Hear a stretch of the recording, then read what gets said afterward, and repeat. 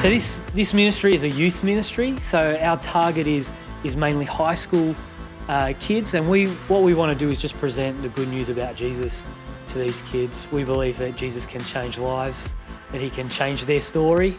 A typical Revolution night looks like chaos. There's a lot of music, there's a lot of dancing, a lot of singing, a lot of being rowdy. But in the end, what we want to do is kind of talk about Jesus in a way, in a language that actually makes sense to them. But also we get to model it as well as having a lot of fun. I think it's really important that we present the gospel in a language that the kids can understand, the same kind of language that they use every day in talking about different things. I just think that if we start talking maybe from a different world view, like I think so much gets lost. I'm not sure that they quite understand what Jesus means for them right now, today.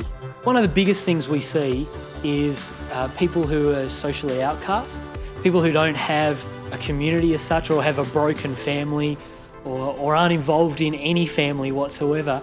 They can come to Rev on a Friday night and they find that they've got a family there. A bunch of people who are willing to accept them no matter what their flaws are, no matter what they've done, and they find acceptance there. By our acceptance and by these kids finding acceptance on a Friday night, I think that we model some of Jesus' love for them, that they find out that in God's kingdom they actually have a place, and that even though they might feel like the last, that in God's kingdom that they actually find out that they're the first, and that they actually find out they're accepted and loved for exactly who they are. In our neighbourhood, we live in a lower socioeconomic kind of an area, and the kids that we find come to Rev seem to have had it pretty tough.